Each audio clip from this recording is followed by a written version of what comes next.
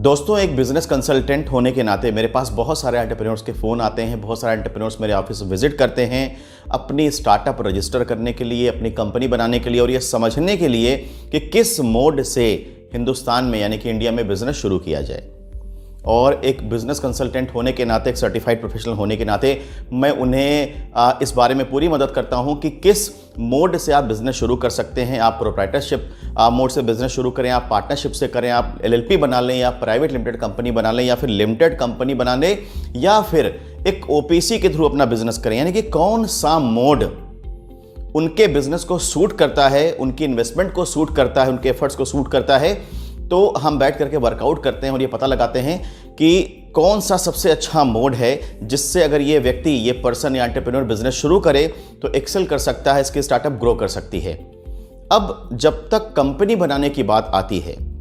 और business registration की बात आती है, बिजनेस मोड चूज करने की बात आती है, उसको इनकॉर्पोरेट कराने की, उसको रजिस्टर कराने की बात आती है, वहां तक तो सब कुछ ठीक होता है। लेकिन जब हम ये शेयर करते हैं अपने क्लाइंट्स के साथ, अपने एंटरप्रेन्योर के साथ कि आपको जिस तरह से आप अपनी कंपनी का रजिस्ट्रेशन करा रहे हो, अपने बिजनेस का रजिस्ट्रेशन करा रहे हो, ठीक उसी तरह से आपको अपने ट्रेडमार्क का भी रजिस्ट्रेशन कराना चाहिए। अब होता क्या है कि कंपनी बनाना एक बुनियादी जरूरत है या अपने बिजनेस को रजिस्टर कराना किसी भी मोड में क्यों ना हो, एक बुनियादी जरूरत है जिससे बिजनेस शुरू किया जाएगा। लेकिन ट्रेडमार्क इससे भी ज़्यादा ज़रूरी है कि उस ट्रेडमार्क का प्रोटेक्शन लिया जाए, उसका intellectual property right protection ensure किया जाए। लेकिन होता क्या है कि वो एंटरप्रेन्योर शायद इस बात को नहीं समझ पाता या गंभीरता से नहीं लेता और आगे चल के उसे खामियाजा उठाना पड़ता है। जब हम उसे इस बात को काउंसिल करते हैं कि ट्रेडमार्क का रजिस्ट्रेशन ज़रूरी है तो वो समझता सारी बात को है, लेकिन उसे ऐसा लगता है कि अभी इस स्टेज पे शायद हमें आईपीआर प्रोटेक्शन लेने की ज़रूरत नहीं है, इसे लेटर स्टेज में किया जा सकता है तो शायद हमारा थोड़ा सा जो छोटा सा खर्चा होने वाला है 8 से 10 हज़ार रुपये का, वो खर्चा बच जाएगा। और यही भूल, यही चूक बहुत महंगी पड़ जाती है उसे आगे जा कर के, जब उसके नाम पर, जिस नाम से वो बिज़नेस शुरू कर रहा है या कर रहा है, उसके इन्फ्रिंजमेंट को लेकर के उसके पास एक नोटिस आती किसी और कंपनी की कि आप हमारे नाम से बिजनेस कर रहे हो और हमारे गुडविल को आप वायलेट कर रहे हो, हमारे गुडविल को आप एक्सप्लॉइट कर रहे हो, उसका कमर्शियल फायदा ले रहे हो। उस समय उस एंटरप्रेन्योर को बड़ी मुश्किलों का सामना करना पड़ता है। क्यों? क्योंकि उसको अपना नाम बदलना पड़ेगा और ये नाम सिर्फ मिनिस्ट्री ऑफ कॉर्पोरेट अफेयर्स या कंपनियां जहां भी उसने बिजनेस को रजिस्टर किया सिर्फ वहीं नहीं बदलना, बल्कि जहां जहां भी उसका रजिस्ट्रेशन है, यानी कि पैन कार्ड से लेकर के ईपीएफ, ईएसआई और स्टार्टअप इंडिया या जिस जिस जगह भी उसने अपना रजिस्ट्रेशन करा रखा है, उन सभी जगह पे उसे अपना नाम बदलना पड़ेगा और ये बड़ी ही मुश्किल वाली प्रक्रिया है। दूसरी बात यह है कि जब क्लाइंट आपके ऊपर भरोसा कर लेता है किसी एक नाम को लेकर के और आप वो नाम बदलते हैं उसी लेटर स्टेज पे जा करके, तो ये आपकी साख को मार्केट में कम कर देता है। एंटरप्रेन्योर शुरुआत में ये बात को नहीं समझ पाता और कहीं ना कहीं गलती कर बैठता है।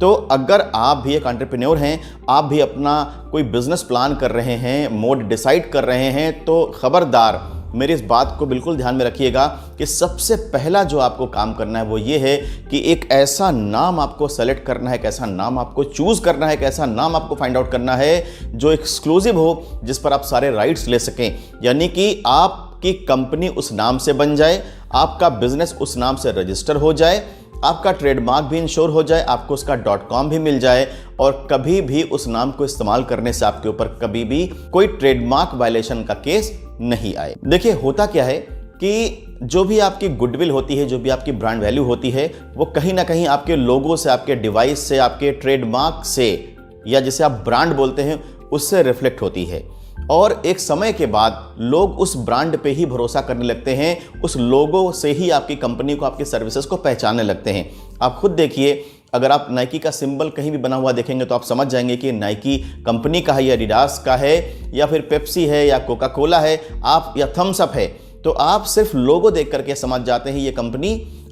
क्या करती है, ये कौन सी कंपनी है, किस कंपनी का ब्रांड है, किस कंपनी का लोगो है। ठीक उसी तरह से जब आप काम करना शुरू करते हैं तो आपकी भी जो गुडविल होती है, जो ब्रांड वैल्यू होती है, वो आपके लोगो में, आपके डिवाइस में चली जाती है। सपोज करिए कि आपने 10 साल तक बहुत अच्छे से अपना बिजनेस किया, आपकी स्टार्टअप खूब ग्रो कर गई और आप बढ़िया टर्नओवर कर रहे हैं, आपका डिवाइस, आपका लोगो लोगों के बीच में फेमस हो चुका है, पूरी तरह से लोग उसे पहचानते हैं और लाखों लोग आपकी कंपनी के बारे में जानते हैं। अब अगर मैं आपके सामने ये पेशकश रखूं कि आप सिर्फ अपना लोगो मुझे सेल कर दीजिए, सिर्फ वो डिवाइस यूज करने की पावर मुझे सेल कर दीजिए, आज के बाद से आपने अगर मुझसे कंसिडरेशन ले लिया और लोगो मेरा हो गया, तो आप इस लोगो को, इस डिवाइस को कभी भी यूज नहीं कर पाएंगे, सिर्फ मैं यूज कर पाऊंगा। ना मैंने उसका कोई मैन्युफैक्चरिंग प्रोसेस खरीदा,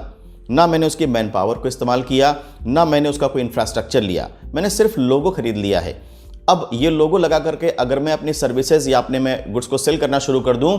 तो वही क्लाइंट, जो चूंकि क्लाइंट तो लोगों को पहचानता है, तो वो मेरे पास आ जाएगा और उस पर्सन के पास या आपके पास कुछ भी नहीं बचा रह जाएगा। तो इसीलिए मैं कहता हूं कि ट्रेडमार्क का रजिस्ट्रेशन बेहद ज़रूरी है। जब भी आप बिजनेस प्लान करें तो सबसे पहला स्टेप यही होना चाहिए कि आपका जो नाम हो वो एक्सक्लूसिव हो, कि वो नाम कोई दूसरा इस्तेमाल ना कर सके, आप उसे लीगल नोटिस भेज कर रोक सके अगर कोई दूसरा व्यक्ति आपके नाम को इस्तेमाल करता है, कमर्शियल बेनिफिट लेता है तो, और आपको कभी भी किसी भी ट्रेडमार्क वायलेशन का सामना ना करना पड़े। आप कितना भी कारोबार क्यों ना करते जाएं, वो सारी गुडविल, सारी वैल्यू आपकी हो, ना कि किसी और के पास जाने का खतरा बना रहे। ट्रेडमार्क रजिस्ट्रेशन बेहद ज़रूरी प्रक्रिया है और कोई एक्सपर्ट ही आपको पूरी तरीके से गाइड कर सकता है कि एक ट्रेडमार्क